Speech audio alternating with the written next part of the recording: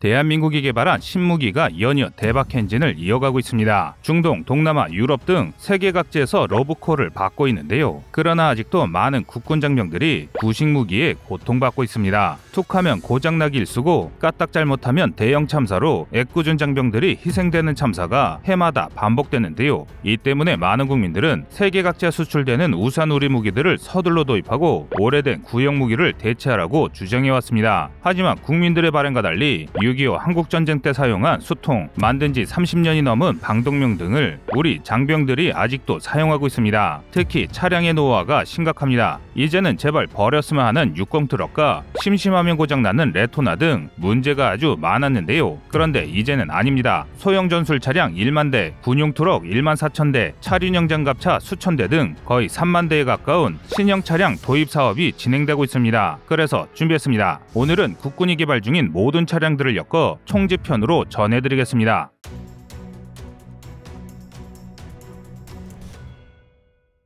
한국군의 차량은 똥차들이라고 비난받았던 군용차가 신형 차량들로 교체되고 있습니다. 이 사업으로 한국은 건국 이래 최대 차량 교체 사업을 통해 우리 군을 혁신하고 있습니다. 과거 우리 군의 차량들은 정말 불편하기 그지없고 툭하면 퍼지는 고물 차량들이었습니다. 그래서 차량을 정비하는 병사들은 항상 입에 욕을 달고 살았을 정도인데요. 하지만 지난 몇십 년 동안 우리 군의 든든한 이동수단이었던 것은 분명한 사실입니다. 우리 군의 전술 차량들은 시간이 지남에 따라 장비의 노후화로 구식화가 더해지면서 그 기능의 한계도 명확히 드러났는데요. 그래서 현재 한국의 K151이라는 신형 전술 차량을 개발해 만여 대의 차량을 실전 배치하고 있습니다. 이에 더해 구형 K200 장갑차를 대체할 K806, K807 장갑차 역시 순조롭게 전력화가 진행되고 있는데요. 과거 두돈반 60트럭이라 불리는 군의 중형 트럭과 K711 5톤 트럭을 대체할 중형 전술 차량의 개발도 막바지에 다다라 본격적인 양산 체계 돌입을 준비하고 있습니다. 이에 따라 우리 국군을 떠받치는 차량 전력이 단숨에 한 차원 올라가는 엄청난 군사 혁신이 이루어지고 있는데요. 그런데 일각에서는 한국의 이런 모습을 부정적으로 바라보는 시각도 있습니다. 이들의 주장에 따르면 일본은 이미 한참 전에 헌병 차량을 개발했는데 한국은 이제 와서 뒤늦게 개발하고 있다며 비난하고 있습니다. 뿐만 아니라 미국은 헌비를 버리고 새로운 전술 차량을 쓰고 있다며 한국의 전술 차량은 시대에 뒤떨어진 차량이라고 주장합니다. 즉 서둘러 미국을 따라가야 한다는 것인데요. 그러나 그들이 주장하는 현실은 다릅니다. 우리 군의 작전 환경과 계속되는 미국 무기의 개발 실패를 고려할 때 한국의 K151은 우리 전쟁에 맞는 매우 우수한 차량입니다. 그래서 준비했습니다. 오늘은 세계도 극찬하고 있는 한국의 차세대 전술 차량에 대해 알아보겠습니다. 2017년 우리나라 국방부는 한국형 헌비라 불리는 KM151을 공개했습니다. 기갑수색형인 K153과 방탄 능력은 없으나 장축으로 개조해 부가 설비 를 장착한 K351 정비차 등 다양한 형태의 파생형 차량을 함께 공개했는데요. 이 차량들은 과거 군토나라 불리는 군용 레토나 K131과 군용 소형 트럭 K311 계열의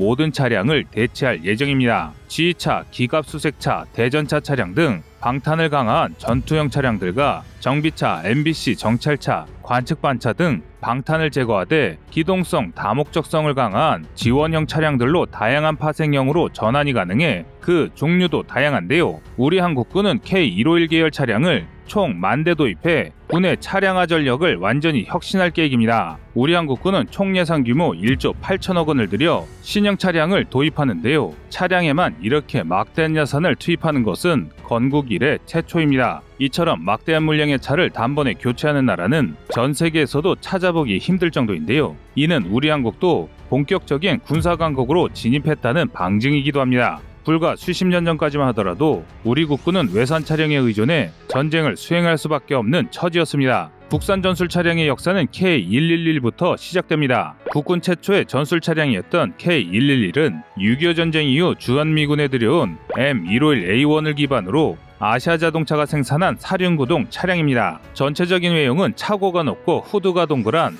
M48A1의 사륜구동 모델과 비슷합니다. 또 엔진 자체는 평범한 직렬 4기통 OHV 엔진을 사용하는데 이 엔진은 토크를 중시하는 화물차나 버스 용도로 설계된 엔진인데요. 그래서 당시 이 차량은 출력이나 연비는 낮지만 회전 토크가 좋아 험지 돌파력은 뛰어나다는 평가를 받았습니다. 이후 1981년 이란 이라크 전쟁이 발발하자 이란에서 대규모로 구입해 가기도 하였으며 전쟁 막바지인 1988년까지 아시아 자동차에서 이란에 수출한 물량이 무려 14,000여 대나 되는 수출 효자이기도 합니다. 하지만 연식이 오래되면서 사고가 잦아지고 창문을 대신한 비닐을 덮더라도 고속주행 시 차량이 심하게 떨리는 문제가 많았는데요. 그래서 이후 군토나라는 별명을 가진 군용 레토나 K131이 도입됐습니다. K131은 과거 육군, 해군, 대대장급에서부터 장군에 이르기까지 복무관용 차량으로 쓰였습니다. 즉 대대 1호차, 사단 1호차로 불리던 차들이 바로 이 차량인데요. 그저 흔한 민수 차량 같아 보여도 북한군과의 전제전을 염두에 두고 이슈에 전자파 차폐 장치를 달아 원자폭탄이나 EMP탄이 폭발한 상황에서도 운용이 가능하도록 설계된 명실상부한 군용 차량입니다. 2010년대부터는 K111의 자리를 완전히 대체해 우리 군의 핵심 마당발이 됐는데요.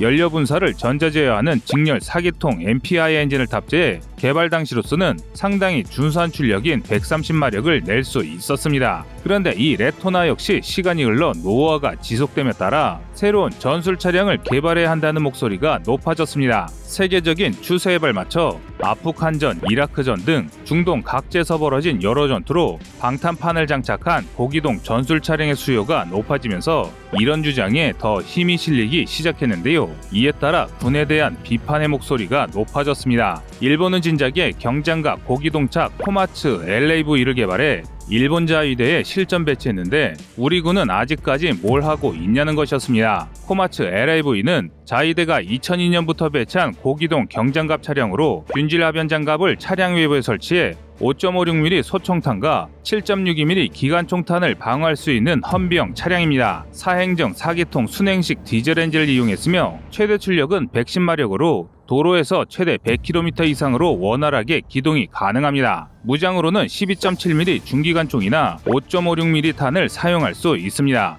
또 차량에 설치된 X자 슬링에 걸터 앉아 양측으로 열리는 넓은 해치를 이용해 칼, 구스타프 같은 각종 로켓을 발사할 수도 있는데요. 확실히 2010년대까지만 해도 우리 군에는 이 코마츠 LAV에 맞대응할 만한 고기동 차량의 수가 턱없이 부족했습니다. 또 일본이 2002년 월드컵 때 일본의 전술 차량이 세계 언론에 보도되면서 한국과의 전술 차량 비교는 더 극명해졌습니다. 즉 일본은 진작에 개발한 전술 차량은 한국은 10년이 지나도록 갖지 못한다는 비아냥을 들어야 했습니다. 그래서 우리 군은 이를 개선하기 위해 소형 전술 차량 개발을 본격적으로 추진합니다. 그 결과물이 바로 K151 소형 전술 차량입니다. 소형 전술 차량은 구체적으로 기본형인 K151과 다목적성을 위해 장축형으로 만들어진 K351 두 가지가 있습니다.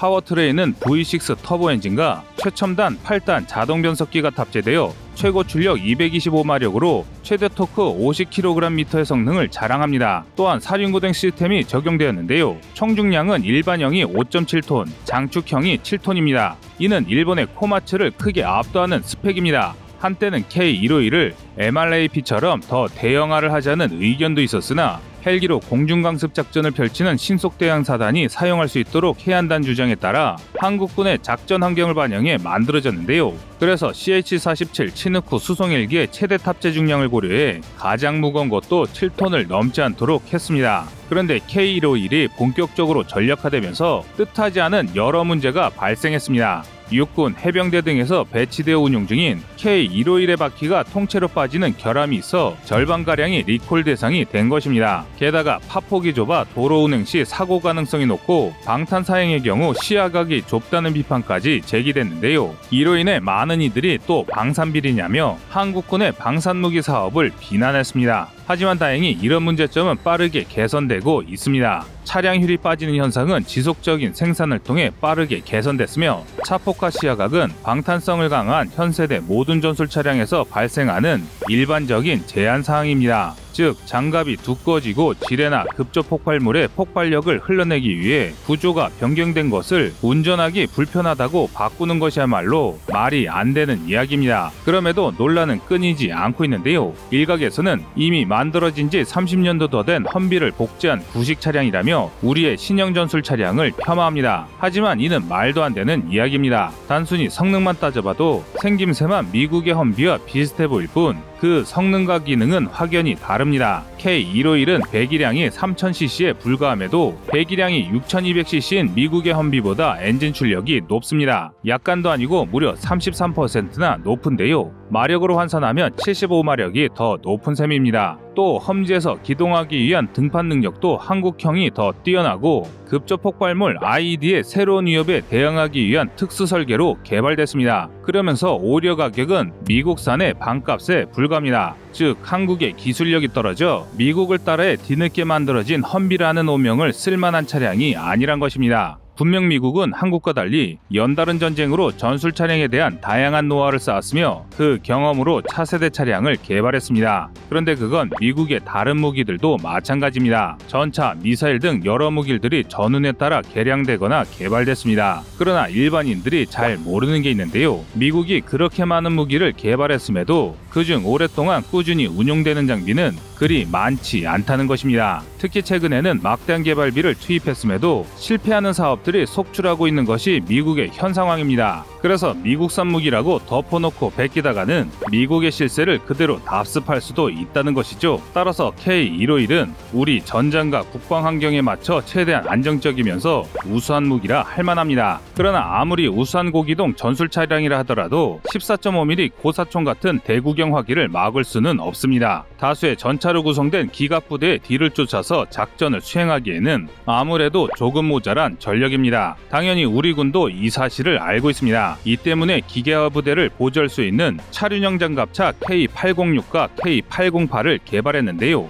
두 장갑차는 구식화된 K200 장갑차를 대체하기 위해 개발됐는데 K806과 K808 모두 각 바퀴마다 개별 구동하는 독립 현수 장치를 달아 야지 주행에도 우수한 승차감을 제공하며 차량 내 냉난방 장치가 설치되어 있어 승무원의 피로도를 줄일 수 있습니다. K808은 길이 6.8m, 너비 2.7m, 높이 2.9m에 무게 16톤이며 탑승 인원은 11명입니다. 또 K808은 길이 7.4m, 너비 2.7m, 높이 2.6m에 무게 20톤 이하로 11명이 탑승할 수 있으며 K4 고속기관포와 K6 중기관총으로 무장합니다. 이에 따라 차륜형 장갑차로 무장한 기계 부대의 기동성과 화력 역시 크게 증가할 것이 분명합니다. 두 모델 모두 420마력 디젤 엔진을 탑재해 최고 시속 100km 이상으로 주행할 수 있습니다. 또한 외부 공격도 튼튼히 막아낼 수 있어서 중국형 철갑탄과 대인지대 방어도 가능해 총탄입이 빨치는 전투구역 중심까지 안전하게 병력 투입이 가능합니다. 이와 더불어 부가 장갑을 덧붙이면 방어 능력은 더 커질 수 있으며 부가 옵션도 다양합니다. 장갑차 내부의 공기 압력을 높여 외부의 공기가 유입하지 않도록 하는 방식으로 화생방 방어도 가능하고 엔진에 화재가 발생하면 레버를 당겨 한 번에 불을 끌 수도 있습니다. 이에 더해 악조건에서도 전투력을 발휘하도록 전술 타이어는 내부에 럼플렛이 내장돼 있어 피탄 시에도 시속 48km 속도로 1시간 이상 주행할 수 있습니다. 공기압 자동 조절 장치를 적용해 노면 접잡에 따라 압력을 조절할 수 있으며 심지어 시속 8km로 수상 주행도 할 수 있는 만능 장갑차입니다. 하지만 아무리 전투부대가 강해지더라도 후방에서 원활한 병참을 수행할 대형 트럭이 부족하다면 전쟁을 수행할 수 없습니다. 지금 우리 군이 사용하는 K511 60 트럭과 K711 5톤 트럭의 노후화를 생각할 때 새로운 차량의 개발이 필요한데요. 그래서 현재 추진하고 있는 게 기아와 하나디펜스를 두고 경쟁을 벌여 2020년 3월 31일 기아가 최종 후보로 선정됐습니다. 시제 차량의 스펙은 한 번에 소대 규모 병력인 28명을 수송할 수 있는 대형 차량입니다. 이 중형 전술 차량은 기존의 K511과 K711을 전부 대체할 것인데요. 이처럼 한국은 각 분야에서 철저한 준비를 하고 있습니다. 현재 한국을 비난하는 목소리의 대부분이 과거 한국의 장비나 기술력을 기준으로 지금의 한국군을 폄하하고 있습니다. 하지만 지금의 우리 군은 눈 깜빡할 사이에도 힘없이 지나며 자주강군으로 거듭나고 있습니다.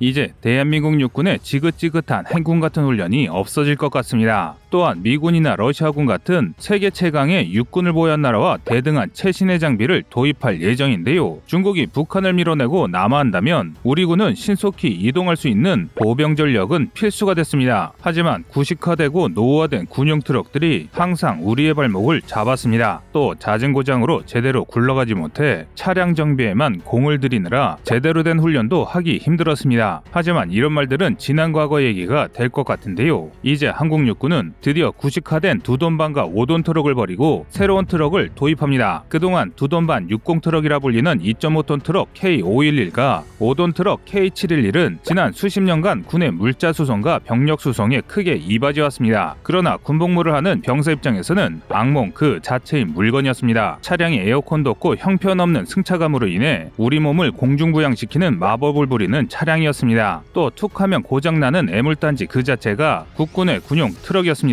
하지만 군 수뇌부에서는 이런 차량에 탑승하지 않아 항상 장비를 교체할 때면 뒤로 밀리는 게 군용 트럭이었습니다. 그런데 그런 군 수뇌부조차 이 차량은 더 써먹을 수 없다며 고개를 젓는 지경이 됐는데요. 또한 육군의 신속한 이동은 현대전장에서의 핵심 전술로 자리 잡으면서 한국의 군용 트럭 교체 사업이 시작됐는데요. 그런데 그 사업 규모가 어마어마합니다. 10,000대 이상의 신형 트럭을 배치해 대한민국 수송 트럭을 세대 교체할 예정입니다. 중형 표준 차량은 2024년부터 1조 7천억 원의 예산이 투입되어 엄청난 수량을 생산해 기존의 트럭들을 완전 교체할 예정입니다. 이에 더해 5톤 트럭에 장갑킷을 적용한 중형 전술 차량이 함께 등장했는데요. 이 신형 전술 차량은 장갑과 원격 조작 무기 등을 통해 생존성을 보장하고 전투력을 강화해 국군 보병사단 차량화의 핵심으로 쓰일 것입니다. 이 덕에 이제 우리 보병들은 행군의 행군을 거듭하는 알보병에서 벗어나 빠른 기동성을 활용한 차량화 보병으로 진화합니다. 그런데 일각에서는 신형 군용 트럭을 도입하는 게 쓸데없는 돈 낭비라 주장하고 있습니다. 상부장갑도 없이 뻥 뚫린 차가 과연 병사들의 생존성을 보장할 수 있겠냐는 것인데요. 차라리 K808 차륜형 장갑차를 추가 배치하거나 다른 나라의 전술 차량을 도입하는 게 더 낫다고 주장하고 있습니다. 하지만 그렇지 않습니다. 군이 이러한 선택을 한 것은 제한된 자원에서 각자의 임무에 맞는 효율적인 차량을 배치한 합리적인 선택입니다. 하지만 이렇게 말해서야 전혀 납득이 가지 않으실 텐데요. 그래서 준비했습니다. 오늘은 대한민국의 새로운 마당발 중형 표준 차량에 대해 알아보겠습니다. 많은 예비역 군인들은 2톤반과 5톤 트럭에 대한 아주 고통스러운 기억들을 가지고 있습니다. 핸들의 조향각이 작아서 일반 차량보다 차를 크게 돌려야 하는 데다 에어컨이 없어서 한여름에는 땀을 뻘뻘 흘리고 또 한겨울에는 추위에 벌벌 떨어야 합니다. 오래된 차량답게 고장 역시 작고 관리가 아주 까다로운 건 덤이었는데요. 그런데 이제 2톤반은 옛 추억만으로 남게 됐습니다. K511, K711 등 국군의 군용 트럭들이 새로운 차량으로 전부 교체될 예정이기 때문입니다. 육군은 기아자동차와 계약해 2019년부터 177억 원의 예산을 투입해 중형 표준 차량의 표준 플랫폼을 개발하고 2024년부터 생산 및 배치를 목표로 하고 있습니다. 예상 생산량은 최대 14,000대로 현재까지 군이 보유하고 있는 2톤반 1만여 대를 전부 교체하고도 남는 물량입니다. 이 정도 수량이면 동시에 물자 3만 톤 혹은 병사 25만 명을 한 번에 이동할 수 있는 물량의 트럭을 교체하는 역대급 규모인데요. 그런데 의아한 것이 장비를 아끼다 못해 사골처럼 우려먹던 국군이 왜 갑자기 신형 트럭 교체 사업을 진행하고 있는 것일까요? 그 이유는 병역 자원 감소 때문입니다. 지속적으로 문제되고 있는 인구저하에 따른 병력 부족을 부족 개편과 장비 최신화로 극복하기 위해 신형 트럭을 도입하는 것입니다. 2톤반 60 트럭으로 불리는 2.5톤 트럭은 1945년 해방 이후 일명 재무시로 불리는 GMC의 G508 2.5톤 트럭을 도입한 것이 그 시작입니다. 1960년대에는 재무시와 도요타에서 만든 J630 트럭을 혼용해 사용하다 1966년부터 M602 트럭을 도입했는데요.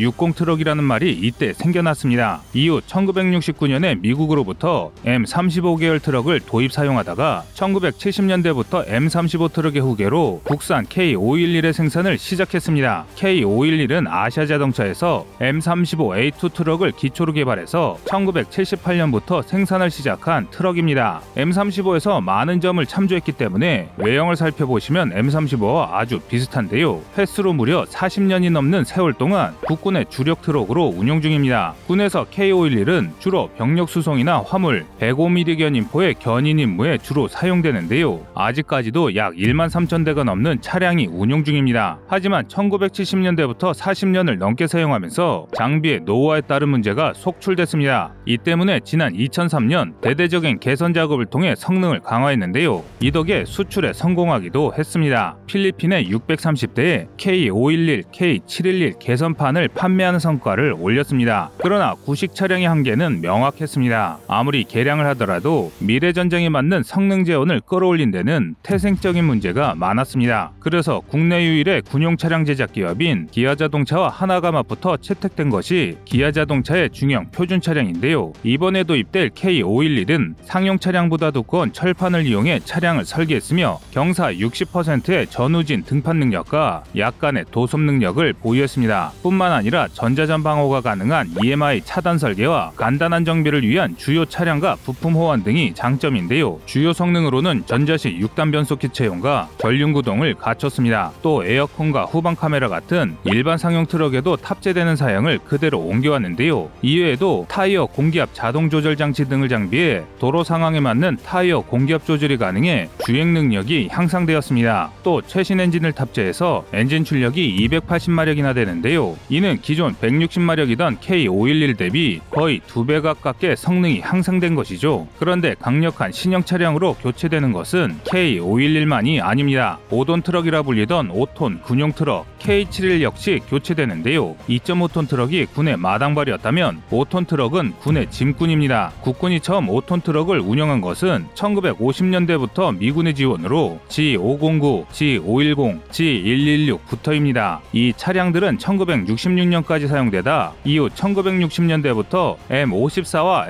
M809로 교체됐습니다. 지금 군이 사용하는 K711은 K511처럼 1970년대 이 트럭을 기반으로 만들어졌는데요. 5톤 트럭은 주로 포병이나 공병부대에서 많이 사용 중입니다. 포병에서는 155mm 견인포의 견인과 155mm 포탄의 탄약과 장약을 적재하는 탄약차로 많이 운영하고 공병에서는 파생형인 K713 덤프트럭이나 K713 트랙터를 주력으로 사용하고 있는데요. 이 K711 역시 지난 2003년 개선 작업을 통해 기존보다 성능이 향상되었으며 전시 사용이라는 특수성을 고려해 요소수 없이도 운전이 가능하도록 했습니다. 이 덕에 지난 요소수 대란에서도 문제없이 사용할 수 있었는데요. 하지만 그래봤자 K711 역시 사용한 지 40년이 넘은 구닥다리입니다. 그래서 K711도 6x6 바퀴를 사용하는 5톤 트럭형 중형 표준 차량으로 교체됩니다. 5톤급 중형 표준 차량은 280마력 엔진을 사용하는 K711보다 훨씬 강력한 330마력 엔진을 사용해 기동성을 극대화했습니다. 뿐만 아니라 5톤 차량에는 장갑킷을 얹은 중형 전술 차량도 함께 개발했는데요. 중형 전술 차량은 소총탄에 대한 방어력을 제공할 수 있습니다. 또 원격 사격 통제체계인 RCWS를 탑재해서 기관총 사수의 생존성을 보장할 수 있습니다. 한 대 전술 차량에 후방 좌석 14명, 운전석 4명 같이 총 18명이 탑승할 수 있는데요. 즉 2대의 차량이면 1개 소대를 탑승해서 이동할 수 있게 되는 것입니다. 이를 통해 우리 육군은 차량을 이용해 신속히 기동하는 완벽한 기계화 군대로 거듭납니다. 이렇게 되면 더 이상 발로 움직이는 행군에만 의존하는 군대가 아닌 것입니다. 하지만 일각에서는 중형 전술 차량 도입에 심각한 문제가 있다고 주장하고 있습니다. 각종 화기의 화력과 정확성이 크게 늘어난 현대전장에서 살아남기에는 생존성이 심각하게 떨어진다는 것인데요. 기관총탄 이상의 탄이나 파편을 보호할 수도 없고 상부장갑이 없이 노출되어 있어 포병의 사격을 맞으면 치명적일 것이라는 것이 그들의 의견입니다. 또 이런 차량으로 시가지를 이동하다 기습을 당하면 내부에 탑승한 인원이 전멸할 것이라고 주장하고 있는데요. 그래서 차라리 이런 전술 차량을 운용할 바에는 K808 같은 차륜형 장갑차를 더 생산하거나 러시아의 카마즈 타이푼과 같은 생존성이 높은 전술 차량을 별도로 개발해야 한다는 의견이 힘을 얻고 있습니다. 그러나 이는 하나는 알아도 둘은 모르는 생각입니다. K808이나 타이푼 같은 차량의 방어력이 좋은 것은 사실이나 두 장비와 중형 전술 차량의 개발 목적은 완전히 다릅니다. K808은 전방지역의 야지에서 신속 전개나 수색 및 정찰 임무를 담당하고 타이푼은 중앙아시아 계열지에서 사용을 목적으로 한 차량입니다. 즉 K808과 타이푼은 직접 적과 교전을 상정하고 있는 차량이기 때문에 강한 방어력을 필요로 하게 파괴된 차량입니다. 또 그만큼 비쌉니다. 현재 타이푼을 운용하는 러시아군도 전군을 타이푼으로 무장시키지는 못했습니다. 결정적으로 한국의 중형 전술 차량은 기본적으로 적과 직접적인 교전을 하는 차량이 아닙니다. 대량 생산을 통해 보병 전력의 기동성을 향상시키는 게 주목적이지 여기에 병사를 태워 적들과 교전을 목적으로 개발되는 차량이 아니란 것이죠. 즉 이 차량의 방어력은 도로에 상기한 파편이나 돌조각 등 전장에서 부상을 입힐 수 있는 자잘한 위협을 막아주거나 게릴라와 같은 경보병과 조우시 소화기탄을 막아주는 정도면 충분하다는 것입니다. 오히려 전시의 포탄 등에 의해 도로가 파괴되어 도로에 구멍이 파이거나 각종 포탄 파편과 돌조각 등이 굴러다니는 상황에서 안정적으로 기동할 수 있는 기동성을 확보하는 것이 더 중요합니다. 이 때문에 중형 표준 차량은 전장에서 당연히 선봉에 나설 일도 없습니다. 우리의 전술 교류에도 시가전에는 K808 장갑차가 먼저 시가지에 대한 수색 정찰을 실시하고 안전이 확보된 뒤에야 중형 전술 차량이 병력을 수송할 예정입니다. 즉 앞서 말한 차량들과 중형 전술 차량은 운용 목적이 다르다는 것입니다. 모든 무기의 상세 제원을 극한까지 끌어올린다면 분명 성능 좋은 무기가 되겠지만 문제는 가격이 터무니없이 높아집니다. 이렇게 되면 도입 수량이 적어지고 제대로 된 역할을 하지 못합니다. 그래서 전장 상황에 맞는 무기 체계가 투입되어야 최대 효율을 끌어낼 수 있습니다. 한때 우리나라는 수송 트럭의 개발에 인색하다는 비난을 들을 정도로 군용 트럭에 대해서 관심을 갖지 않았습니다. 최근에 군용 트럭의 중요성을 깨닫고 우리나라 환경에 맞는 전술 차량을 개발했는데요. 이와 함께 이번에 도입될 중형 표준 차량은 우리의 미래 전장을 책임질 국군 장병들을 더 안전하고 신속하게 움직여줄 이동 수단으로 자리매김할 것입니다.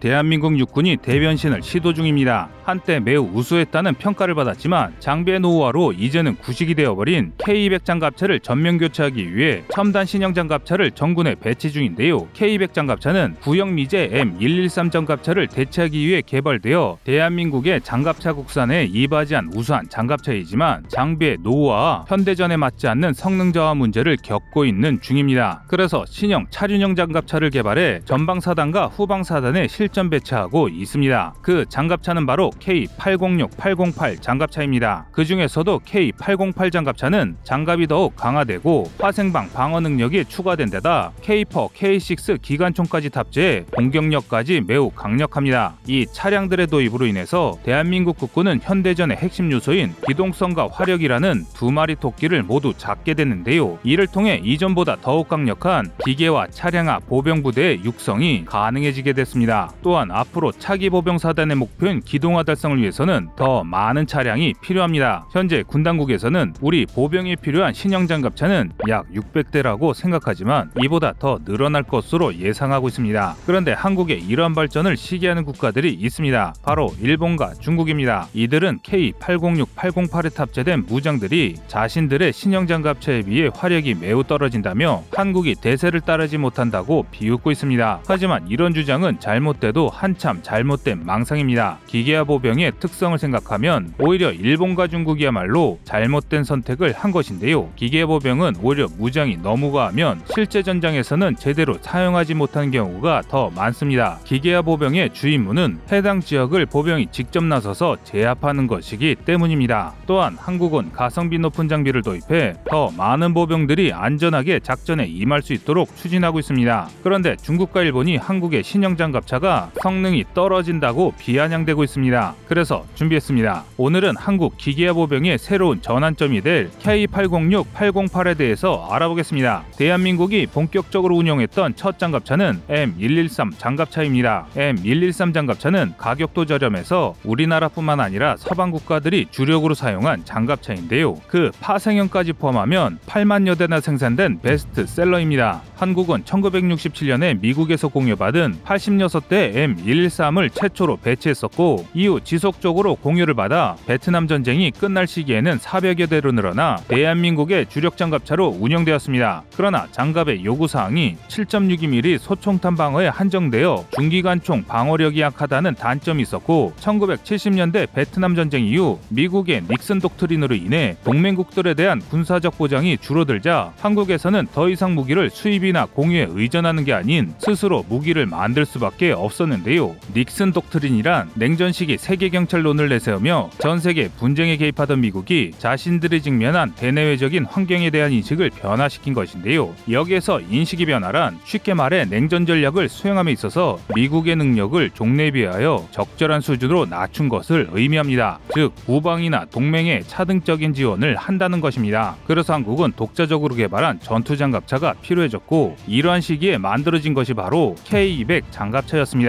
K200 장갑차는 1974년부터 시행된 율곡 사업 시기에 개발하기 시작하여 1984년에 개발을 완료하고 1985년부터 실전 배치를 시작했습니다. K200은 전장 5.3m, 전폭 2.8m, 전고 2.5m에 중량 13.2톤 280마력에 D2-848M 엔진을 탑재했고 M113보다 능력이 대폭 향상되어 장갑은 전면에서 12.7mm 탄을 막아낼 수 있었고 속도 또한 시속 74km로 상승하여 67km였던 M113보다 빨라졌는데요. 뿐만 아니라 수상에서는 시속 7km로 시속 6km였던 M113보다 근소하게 빨라졌습니다. 하지만 1985년에 만들어져 벌써 40년이 되어가는 구식 장비이기 때문에 장비의 노후화를 피할 수 없었는데요. 그래서 군은 노후화된 K200의 대체와 미래 전장 환경에 맞는 새로운 장갑차를 확보하기로 결심했습니다. 이를 위해 개발된 장갑차가 바로 K806-808 장갑차입니다. 현재 우리 군은 국방개혁 2.0을 통해 2025년까지 보병사단을 개편하고 있습니다.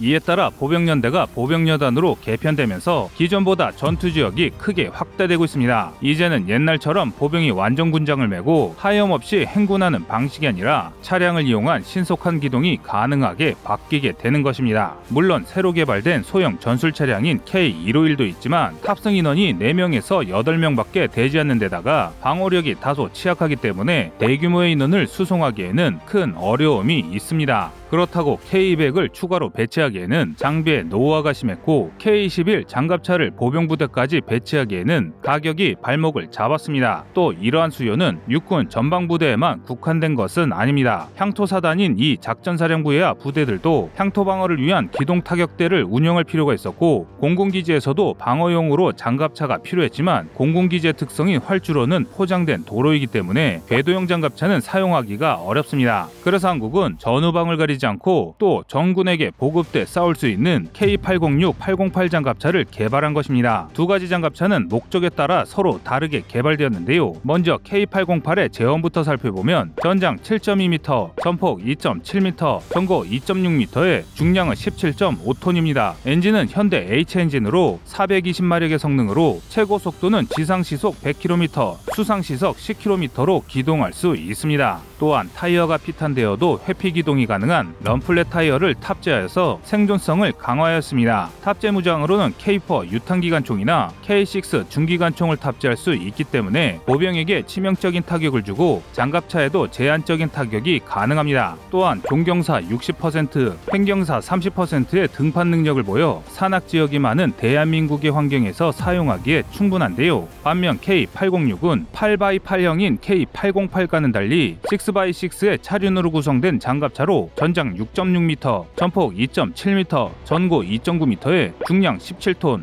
엔진은 같은 현대 H엔진을 사용하지만 마력이 400마력으로 K808보다는 다소 작게 만들어진 것을 알 수 있습니다. 탑재 무장도 7.62mm K16 기관총 혹은 M60 기관총으로 화력도 다소 낮아졌습니다. 이렇게 분할하여 개발하게 된 이유는 운용 목적에 따라 다르게 생산됐기 때문입니다. K806은 APC의 전방야지 산악지역에서 병력 수송 능력과 수색, 정찰 임무, 향토사단의 기동타격 임무를 담당하고 K808은 K806보다 제한된 IFV 쪽의 임무를 수행하며 전방사단의 후방지역 기동타격과 수색, 정찰 임무, 후방지역에 있는 해군 공군기지의 방어를 담당하기 위함입니다. 그래서 K806, 808의 배치 현황을 보면 K808은 전방사단의 후방여단, K806은 향토사단에 배치될 예정입니다. 그런데 한국의 신형 장갑차가 배치되는 것에 배가 아픈 나라들이 있습니다. 바로 중국과 일본인데요. 이들은 한국의 신형 차륜형 장갑차가 자신들의 신형 장갑차와는 달리 무장이 빈약하므로 자신들의 상대가 되지 않는다는 억지 주장을 부리고 있습니다. 일본은 96식 장갑차와 16식 기동전투차라는 차륜형 장갑차를 보유하고 있는데요. 그런데 일본의 96식 경우에는 기본 스펙이 우리 장갑차에 비해 크게 열세합니다. 96식 장갑차는 전장 6.8m, 전폭 2.5m, 전고 1.9m, 2.9m, 중량 14.6톤의 미츠비시 360마력 6D40 엔진을 탑재하고 있고 무장 또한 40mm 유탄기관총과 M2 중기관총을 탑재할 수 있어 전체적으로 K808과 비슷한 사양임을 알 수 있습니다. 그러나 전면 방호력이 12.7mm까지만 방호가 되어 14.5mm 방호가 가능한 K808과는 상대가 되지 않으며 일본의 주력 장갑차임에도 K806과 비슷한 정도의 방호력을 가지고 있습니다. 그런데 문제는 2016년 주행 중인 장갑차에서 바퀴가 갑자기 빠지는 사고를 내어 세계적으로 유명세를 치룬 장갑차입니다. 하지만 일본은 얼마 생산도 하지 못한 16식 기동전투차를 이야기하며 우리 장갑 차량의 성능이 떨어진다는 주장을 펼치고 있습니다. 16식 기동전투차는 전장 8m, 전폭 3m, 전고 2.9m에 중량 28톤, 미츠비시 570마력의 4VA 엔진을 탑재해 전반적으로 K808보다 크고 무거운데요. 그런데 가장 큰 특징은 로열 오더넌스 L7A3 105mm 전차포를 탑재했다는 것입니다. 장갑차에 전차포를 탑재했으니 활용면에서 K808로서는 정면 승부가 불가능한 수준이라는 것이 일본의 주장입니다. 그러나 이는 굉장히 기괴한 컨셉입니다. 승무원 4명 이외에는 탑승 공간이 없어서 보병 전투 차량인지 차륜형 장갑차인지 심지어는 전차로 봐야 하는 것인지 명확하지 않은 애매한 무기가 됐습니다. 이는 중국의 08식 장갑차 역시 마찬가지입니다. 08식 장갑차는 미국의 스트라이커 여단을 의식해서 만든 장갑차로 이 장갑차는 모듈 형식으로 되어 있어 후방의 모듈 교체로 다양한 임무를 수행할 수 있고 105mm를 탑재한 화력 지원형과 122mm 대포를 탑재한 차륜형 자주포도 존재합니다. 그러나 군 전문가들은 부족한 차체의 대구경포를 달기 위해서는 기본적인 성능을 많이 떨어뜨렸을 가능성이 높기 때문에 이 두 장갑차들은 제 성능을 내기가 어렵다고 전하고 있습니다. 기계화 보병의 특성을 생각하면 105mm 포는 오히려 과무장이라 할 수 있는데요. 기계화 보병의 목적은 뛰어난 기동성을 활용해 보병의 기동을 돕고 동시에 강력한 이동식 진지가 되는 것인데 쉽게 말해 이 장갑차가 상대할 적은 적 보병이란 것입니다. 그래서 K4 유탄기관총과 K6 기관총의 화력이면 충분하다는 것인데요. 물론 화력이 강하면 좋지만 장탄수와 연사력을 생각할 때 전차포로 설계된 105mm 포는 보병용 장비로 그리 적합한 무기가 아닙니다. 쏘다보면 당연히 제압은 가능하겠지만 그러기엔 효율이 상당히 떨어집니다. 사실 전장에서 강력한 화력이 필요하다면 후방에 있는 포병이나 항공 지원을 받는 것이 더 빠르고 확실합니다. 그렇다고 이 포를 전차전에는 더더욱 쓸 수도 없습니다. 105mm 전차포는 이미 9세대 대포이기 때문에 현대전차에 비해 사거리가 많이 떨어지고 차륜형 장갑차는 30mm 이상의 기관포의 방호력은 전무합니다. 당연히 두 나라가 한국보다 우월하다고 주장하는 장갑차는 전차전에는 쓸래야 쓸 수가 없고 적 보병들도 완전 제압이 불가능한 괴상한 무기가 된 것입니다. 한마디로 16식 기동차나 08식 장갑차는 비싼 주제에 성능은 애매한 엉터리 무기인 것이죠. 반면 대한민국 국군은 이러한 점을 깨닫고 K4, K6 기관총 이상의 무장을 탑재하지 않았습니다. K808 이상의 화력이 필요한 곳이라면 충분한 장갑과 무장을 갖춘 K21 보병 전투차나 K2 전차 같은 전차들이 해야 할 일이기 때문입니다. 그래서 한국은 중국과 일본이 보면 경악스러운 일을 실현했는데요. 바로 적을 상대하기에 충분한 화력을 갖추면서 단가를 낮춰 그들은 꿈도 꾸지 못하는 대량 생산을 이뤄냈기 때문입니다. 쉽게 말해 일본과 중국이 이도저도 아닌 장갑차 수십 대를 생산할 예산으로 한국은 우리 장병들을 보호하고 지원할 수 있는 우수한 장갑차 수백 대를 도입할 수 있게 된 것입니다. 따라서 일본과 중국의 주장은 오히려 자신들이 기계화 보병의 특성을 제대로 이해하지 못하고 있는 무능한 군대라는 것을 스스로 떠벌리는 것이나 마찬가지입니다. 전쟁에 쓰이는 무기 체계는 화력만 강하다고 만능이 아닙니다. 각 분야에 맞는 무기로 적절히 쓰여야 진정한 빛을 발할 수 있는 무기가 되는 것입니다. 시청자님의 의견을 댓글로 남겨주시기 바랍니다.